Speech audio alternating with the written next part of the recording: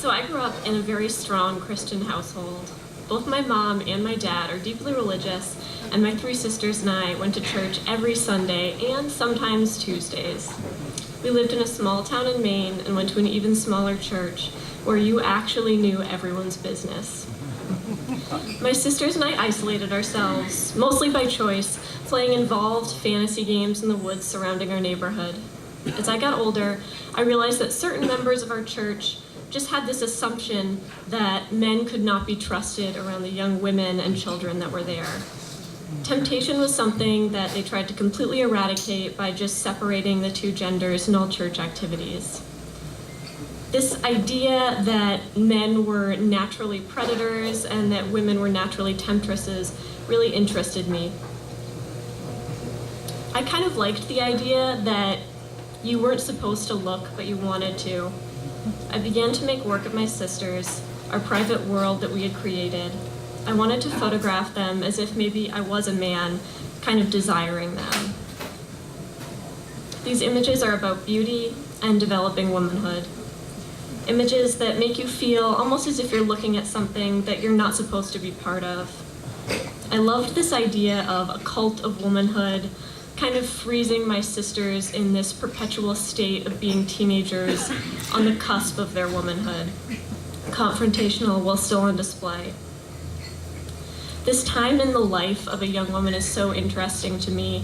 If you asked me how old my youngest sisters were, I would probably say 10 right off the bat, but they're turning 19 in a month.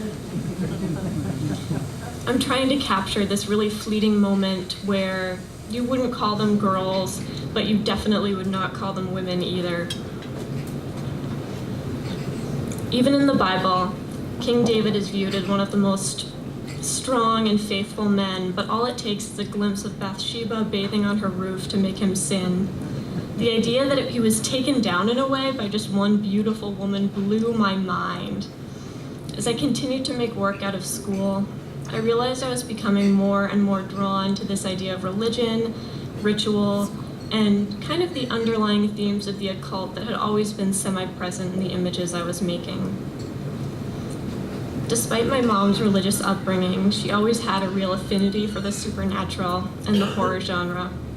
She and my dad introduced me to Buffy the Vampire Slayer, movies like The Blair Witch Project, and I think the first serious book series I read was Interview with a Vampire. Many children's books that we read growing up were about hags like Hecate Peg and Baba Yaga, old women living in the woods, turning children into food, that kind of thing. I was obsessed with this one book that I would have my mom read over and over again about this crew of 3 robbers who wore black capes and carried an axe. I found a kind of dark fascination with this specific Bible story about King Saul and how he went to this group of witches when he thought God wasn't giving him the prophecies that he needed. To be fair, I should mention that my dad also took us on many woods walks, dressed in capes and carrying wizard staffs. He's not blameless in my obsession with magical young women in the landscape. But this work is specifically about women, so back to my mom. This draw to the supernatural and the horror genre never shook her faith. After every book and movie, she would always turn to us on the couch and remind us that there were real witches and real demons, and we should never even think about picking up a crystal to scry or touching a Ouija board, because you were really talking to something, and it was probably something you did not want to talk to. I have a pretty vivid memory of her snapping a DVD of Scooby-Doo and the Hex Girls over her knee, and to be fair, it was one of the worst Scooby-Doo movies I've ever seen. As a result, I still have a very healthy fear of tarot cards, Ouija boards, pendulums, and accidentally talking to a demon. Even with this fear, ritual still interested me. Repeating the same thing day after day, week after week. Rural New England, I think, kind of lends itself to seclusion, and the games and folk tales that are born out of that are something I'm currently trying to express in my work. Doing something forbidden and secret and how exciting that can be. I think about the Crucible a lot and how those young girls imagined witches and what they would be doing. I wanted my images to portray a more scaled down version of this fantasy, closer to a group of women isolated in New England and the ritual that is trying to make the everyday exciting.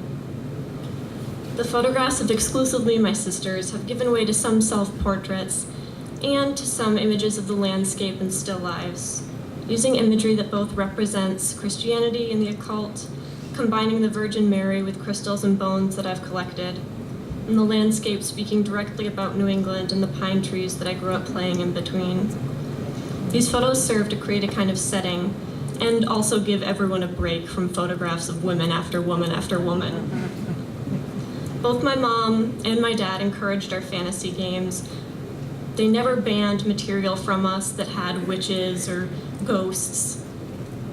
And even with my critique on religion, it's still an important part of this work. I was raised by an incredibly amazing and imaginative woman. And the idea of these women will always be intrinsic to my work. Sorry, I'm so emo right now. And finally, I find it important that I close with this. It's the promise I make to my mom at every dinner and family gathering we have. I promise that I'm not starting a real cult, and I promise that I am not becoming a real witch. Thank you.